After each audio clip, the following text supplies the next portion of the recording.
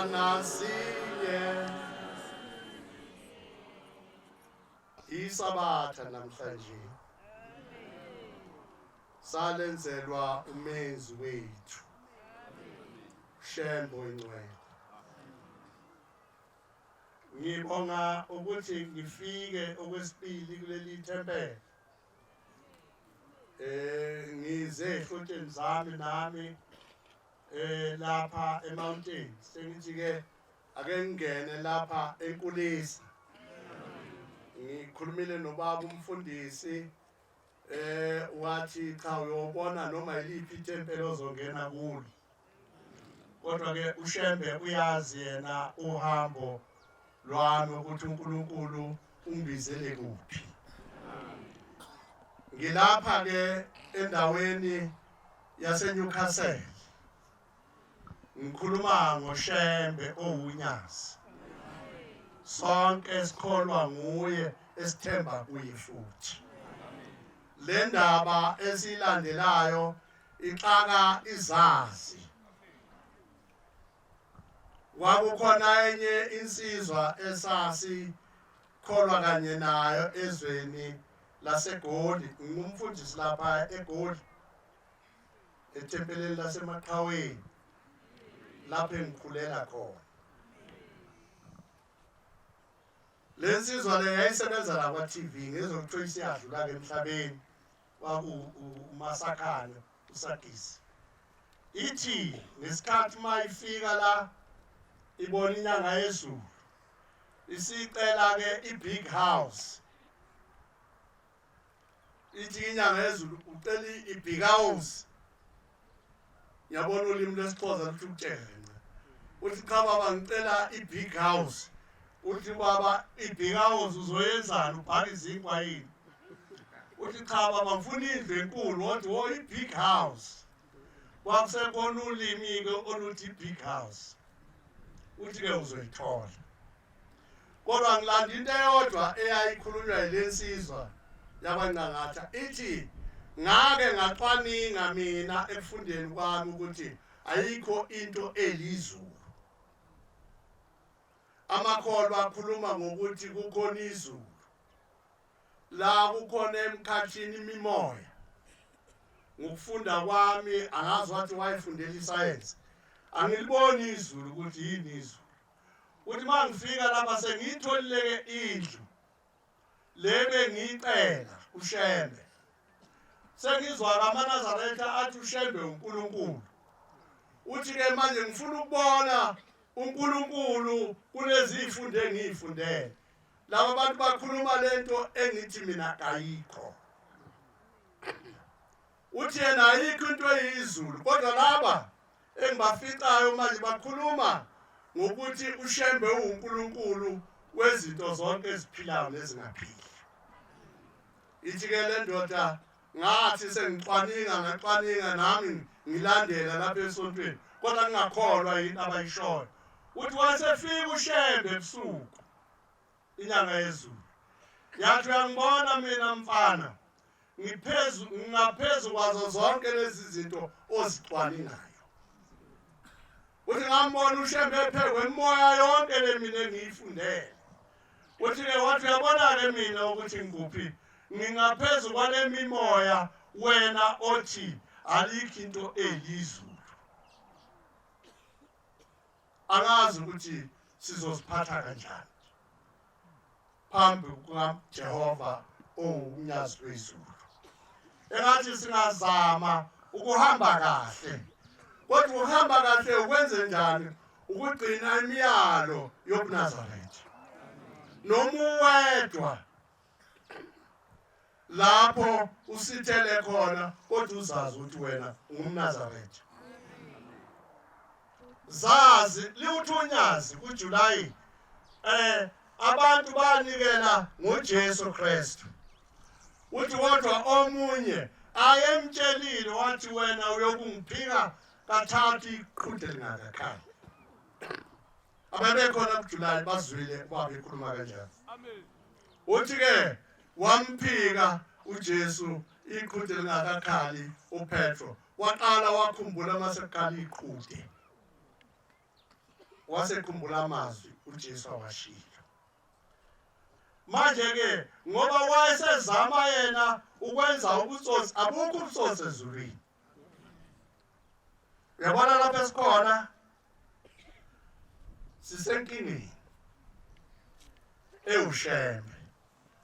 Sifanele ushembe simbheke ngehlo lasezulwini. Mawuthi ufikile lapha thandaza ukuthi Inkosi ngivule amehlo omphefumulo namehlo omoya, ngibuke ukuthi kanti wena ubani. Uma ungabheka kahle izinto eziningi esezenziwe ushembe, thina uma sikhule sitshelwa ngumqalo wendlela owayebizwa ngokuthi uHlanga, ubabamkhulu. Kodwa namhlanje uma ungabheka emhlabeni abantu abasasho ukuthi nayi inkonzo yohlanga, sebethi nangu ushembe. Bathina abantu bathi nangu ushembe. Lolu limi lwaphelelaphi? Lwaqedwa ushembe. Ngoba kwafike uNkulunkulu uqobo lwakhe emhlabeni. uNkulunkulu uyaziphika yena mayese phakathi kwabantu. Lapha kuJesu Kristu bathi mabemlinga bathi awugibele lapha phezulu kwendlu. Ilozi sokusindisa ifike amaphiko ayo angabhathwa. Baqala abantu bakha ama-big house le yayicelwa ubaba uNcangati ethi ucela i-big house. Bazakha izindlu ezinkulu. Abantu namhlanje bakha izindlu ezifana nezindlu zabelungu. Makuphuma umuntu wena uthi uzophuma umlungu. Lokho sasibuka sififiyela thina. Ukhona okwakuthiwa uyafifiyela mawubuka. Sasibuka sififiyela sibona izinto ezinhle ziphethwe ngabelungu. Namhlanje izinto ezinhle sizibona ziphethwe ngamaNazaretha. Namhlanje sihamba ngeemoto ezintsha ezenziwe ushembe. Abantu abamnyama ababegibela imoto ababeyithenga kubelungu ezaseyigibela abelungu bahlala kuzo wafika ushembe. Namhlanje abantu bathenga imoto ezintsha bahambe ngazo. Konke lokhu kufike noshembe. Ushembe ulethe umbuso lo sifunda ngawo emabhayibhelini. Ubani ongaboni ukuthi ushembe ulethe imbuso? Ubani osaphumputhayo? Ubani osafifiyelayo? Besingakwazi thina ukusonta sibe nezindlu zamasonto noma ninendlu lapha eNkulisa. Nale mpheme eseniyenzile besingenayo impheme. Usonta nje okhalweni nibe bathathu nibe bane ubukwe njengento edelelekile kuthiwa abantu bathi benzani abantu abayasonta. Isonto enjalele nabantu abathathu abasonta nje bebe kodwa ubabona ukuthi bakhathele. Hayi, kanti asikhathele uNkulunkulu wethu akakhathele. Akakhathali noNkulunkulu esimlandelayo. Futhi akadinwa yithi. Ngaso sonke isikhathi usiphi ibusiso. Awubheke manje unyazi lwezulu maluvala umhlangano luze lusho kathathu luthi Inkosi inibusise. Sithami lithi Inkosi inibusise. Uphinde luthi Inkosi inibusise. Kuze luzwele egazini noma ubungazi ukuthi kusho ukuthini ukuthi Inkosi ibusise. Khona insizwa esasihamba nayo siyonikela ingesiMnazaretha. Ithi hawu sekuphelele nje makuthiwa nje Inkosi ibusise. Akukho futhi okunye engizoniba khona. Uthi cha sekuphelele. Asimbongeke ushembe. Ngoba esikhathini abadala bakhona bayazi ukuthi ngesikhathi senkosi ilanga lamalanga ulanga phuma sibona. Noma ububika kwesinye isikhathi angaphendula kubuke nje. Uyathi siwathi sengiqedile hamba. Hawu. Kwesinye isikhathi akakhomba omunye umuntu engashongo ukuthi uqedile. Ukhuluma wena, ukhulume loya, akuyabheka omunye futhi.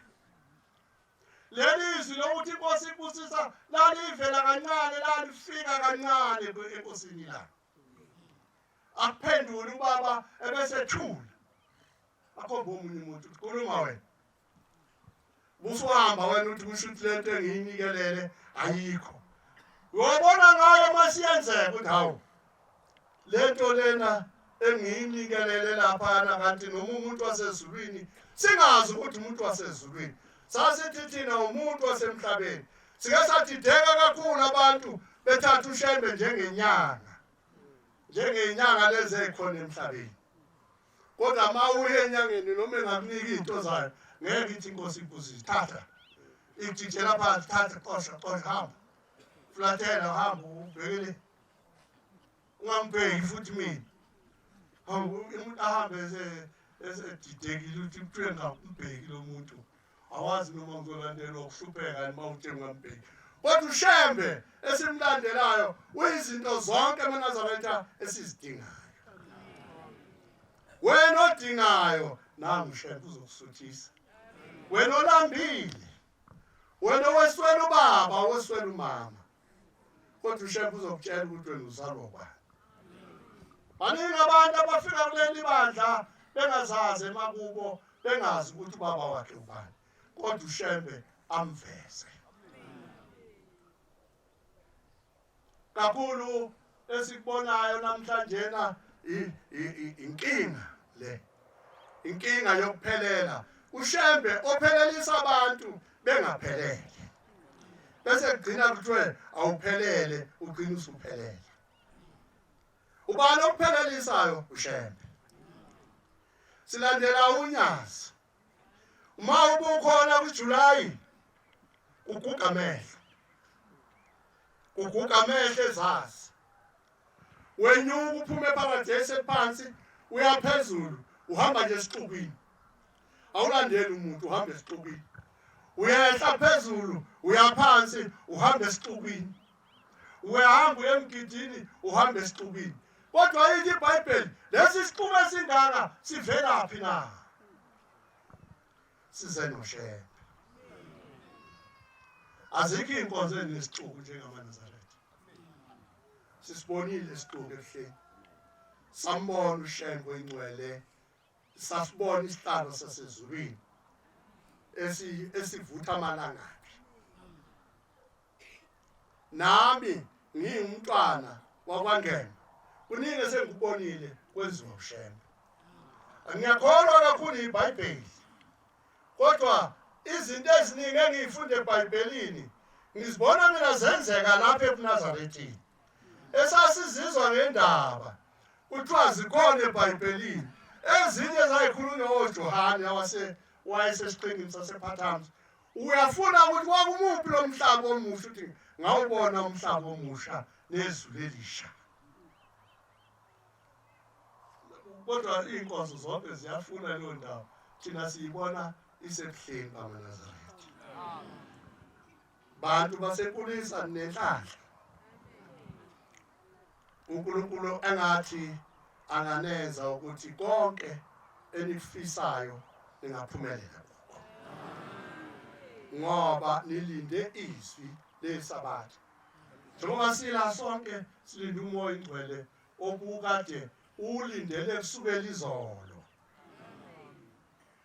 ubungcwele ikuphi wonke umuntu olapha uhlambulukile izolo ehlambulukele iSabatha hamba uyobuza umngani wakho osonta kusasa ukuthi uzokutshela ukuthi uyohlambuluka namhlanje ntambama abahlambuluki baba avuka nje ekuseni ayibhemela ugwayi wakho umuntu ayekhona aqonde khona awubheme uyowuyeka ngoba sengena endlini yesonto akazange ahlambuluka akazange alungiselele lolu suku nina nilulungiselele lolu suku napheka nenza yonke into ekugcineni nahlela ukuthi kusasa ngiyogqoka lokhu ngigqoke lokhu ngenze lokhu ngoba ngiya kuNkulunkulu awuzile umuntu la kodwa uze kuNkulunkulu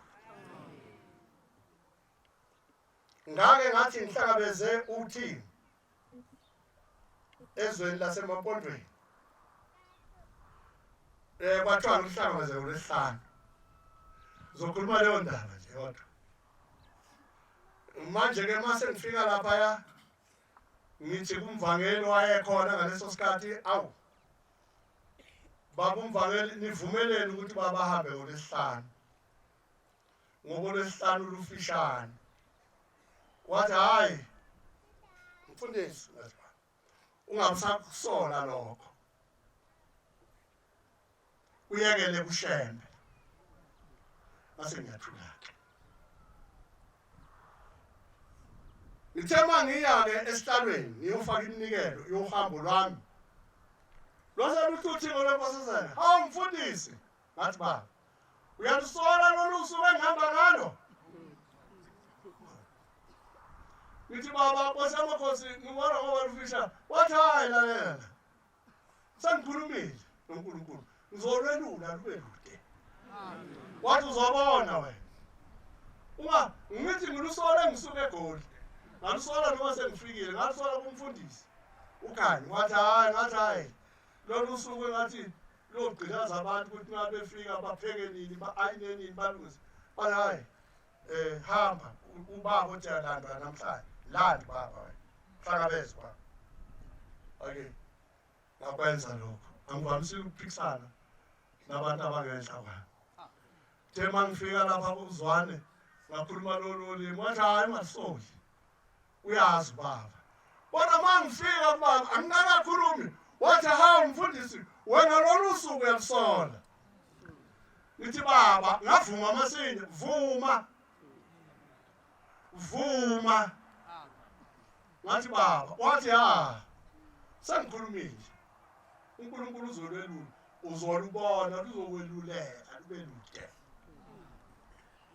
ngathi ngizoke ngiboneke bona phela kuthiwa walelula khawula ethe babamkhulu hamba khawula uzolibamba ilanga lingashoni wahamba ukhawula ethi ilanga lishoni waze wahlwa waze kwasa uyafika ekhaya lakhe uthola unkosikazi uchitha isikiki hawu useyalala useyavuka uthi hawu nachithi ikike emini kangaka kwenze njani yini inkinga yenu bathi ngani kuyasa siyavuka wathi hawe ilanga linje emini kanje wathi hayi kuyasa kusekuseni ushembe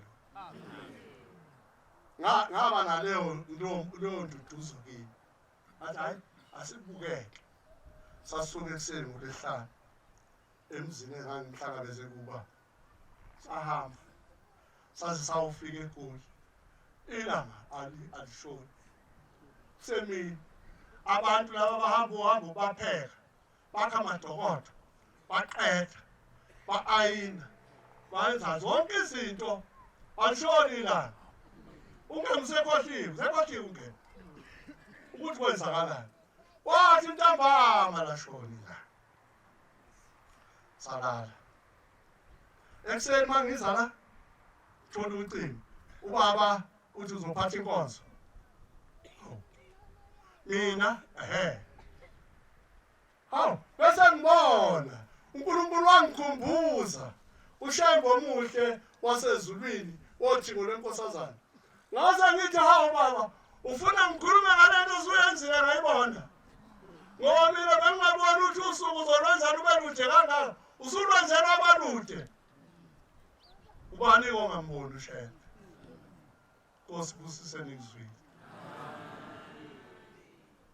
Xolise kakhulu ukufika late suke sathola abantu bazuke ezizwe sahamba ngendlela ende kanti kuqala ngihamba ngathi ngasheshe ngangena ngixolela umshumayeli ngoba ngishiyene ngamafoni ami uyafona akangitholi ukuthi hawu ngani uhambe wasontayo athi cha ngikhona Nkosi busise eningizwile amen Nkosi busise uphakama wabangcwele sohlabele ihlabelo sika 107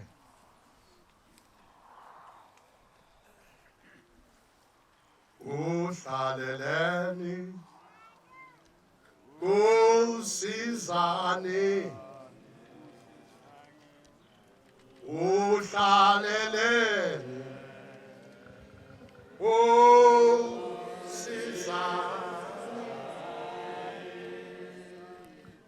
Wozizoni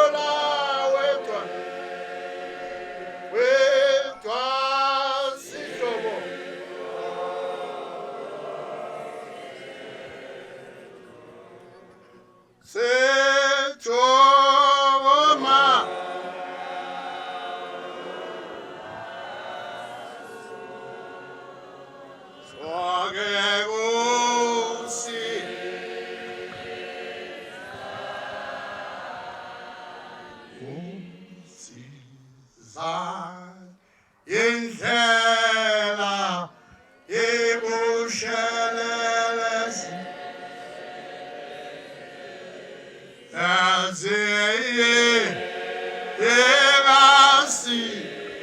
Sani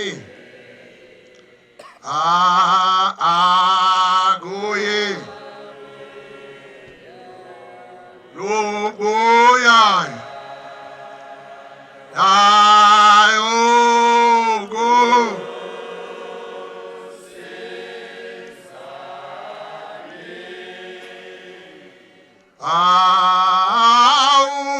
Awozi Sola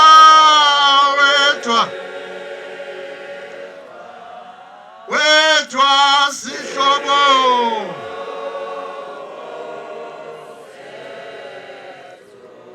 Sihlobo sethu Womaunga Ungasuke usiza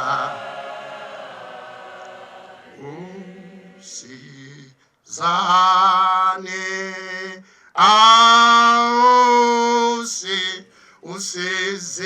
usizilodwa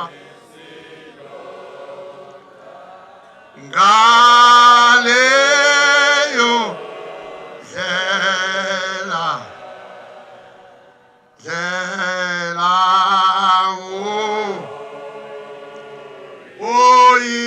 uyihamba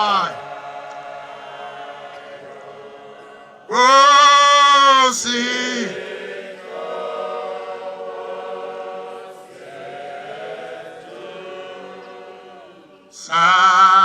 sajogewo womfuzo wayo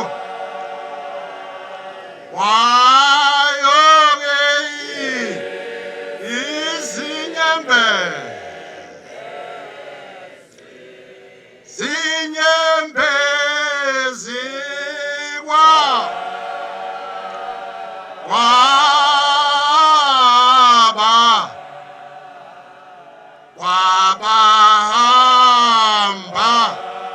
hambanga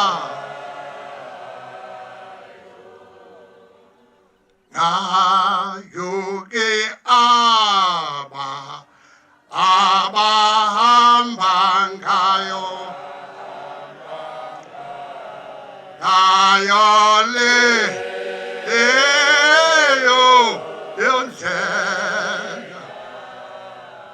indlela yempeza zinqamu Mugiye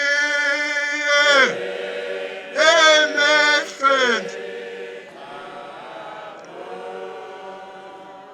abo kuzitshwa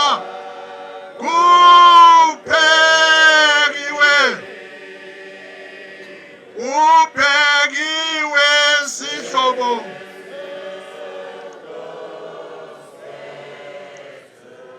Sihlobo sethu shiya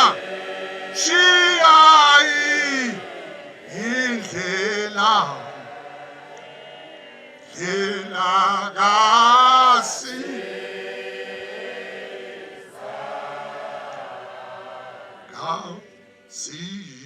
Sizani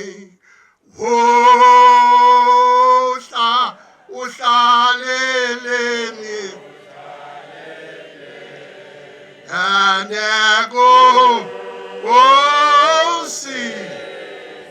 usizani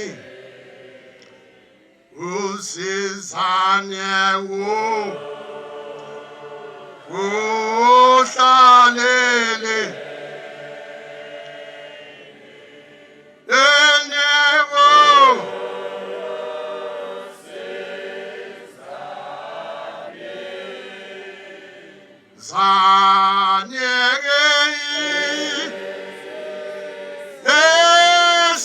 Esekashana